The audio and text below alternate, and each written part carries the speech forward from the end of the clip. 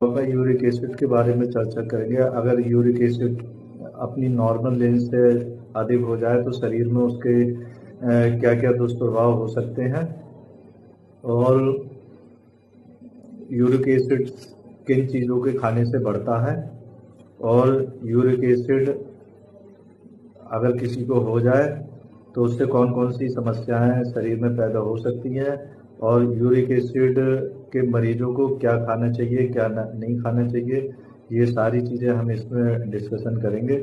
अगर किसी के शरीर में यूरिक एसिड बढ़ जाता है तो उसमें कई ऐसे लक्षण हैं जो पैदा हो जाते हैं, इसलिए यूरिक एसिड को कंट्रोल में रखना बहुत ज़रूरी है। अगर आप इन चीज़ों का सेवन नहीं करेंगे तब आपका यूरिक एसिड कंट्रोल में रह सकता है। यूरिक एसिड का सामान्य स्तर पुरुषों में 3.4 मिलीग्राम पर डीएल से लेकर 70 मिलीग्राम पर डीएल तक होता है। महिलाओं में यूरिक एसिड का सामान्य स्तर 2.4 से लेकर 60 मिलीग्राम पर डीएल तक होता है। यूरिक एसिड का स्तर शरीर में प्यूरिन नामक रसायन होता है, इसके टूटने से बनता है।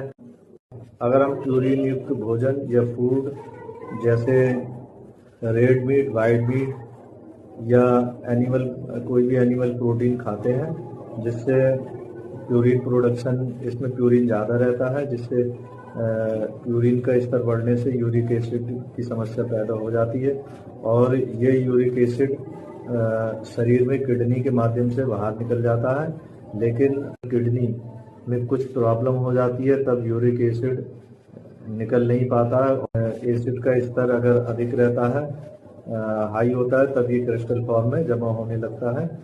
यूरिक एसिड का स्तर शरीर में बढ़ने से शरीर में क्या लक्षण आ सकते हैं, जैसे जोड़ों में दर्द या सूजन आ सकती है, खासकर हाथ और पैरों के जोड़ों की समस्या हो सकती है।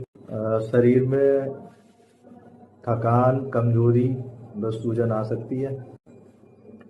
किडनी में पथरी हो सकती है, यूरिक एसिड के कारण किडनी में पथरी बन सकती है और त्वचा की समस्या हो सकती है और शरीर में गांठें बन जाती हैं, गांठों की समस्या हो सकती है। यूरिक एसिड का स्तर अधिक बढ़ने से शरीर में गाउट या गठिया की बीमारी हो सकती है। प्यूरिन युक्त फूड या भोजन, अगर हम प्यूरिन युक्त भोजन का सेवन अधिक करते हैं तो शरीर में यूरिक एसिड की जो मात्रा है वो बढ़ जाती है। अगर हम प्रोटीन युक्त भोजन ज़्यादा खाते हैं तो शरीर में यूरिक एसिड ज़्यादा बनता है। आमतौर पर यूरिक एसिड किडनी के द्वारा निकाल दिया जाता है, लेकिन अगर किडनी में कुछ प्रॉब्लम हो जाती है तब यूरिक एसिड निकल नहीं पाता है और इसका लेवल बढ़ने लगता है और ये क्रिस्टल फॉर्म में जमा होने लगता है। अगर यूरिक एसिड का स्तर अपनी सामान्य स्तर से कम या अधिक हो जाए तो आपको तुरंत अपने परामर्शदाता से संपर्क करना चाहिए।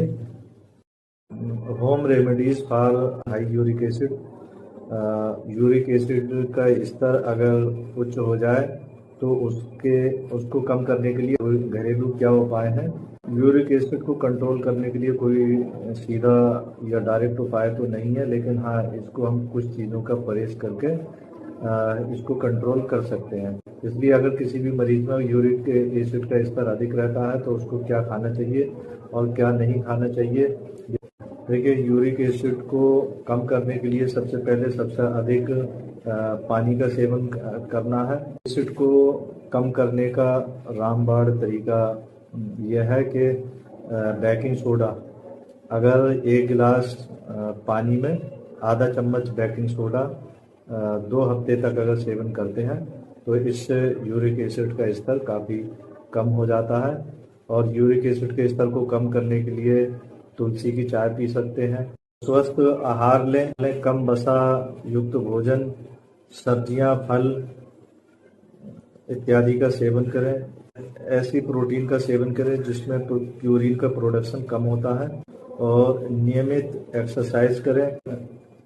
शराब और चीनी का सेवन ना करें।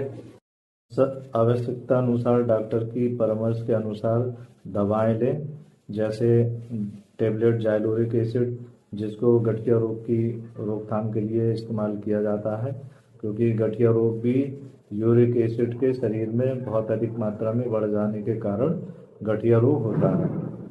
अगर इन सभी चीज़ों का आप अगर उपयोग करते हैं और अपनी लाइफ स्टाइल को चेंज करते हैं, रेगुलर एक्सरसाइज करते हैं, ये जो तरीके बताए गए हैं इनका अगर आप उपयोग करते हैं तो आप यूरिक एसिड जैसी गंभीर समस्या से बच सकते हैं, शरीर में गठिया होने से रोक सकते हैं। जो आपके शरीर में गठिया के कारण जितनी भी समस्याएं होती हैं इन सब से आप बच सकते हैं, अगर आप अपने यूरिक एसिड को कंट्रोल में रखते हैं तब। यूरिक एसिड का स्तर अपनी सामान्य स्तर से कम या अधिक हो जाए तो आपको तुरंत अपने परामर्शदाता से संपर्क करना चाहिए। धन्यवाद।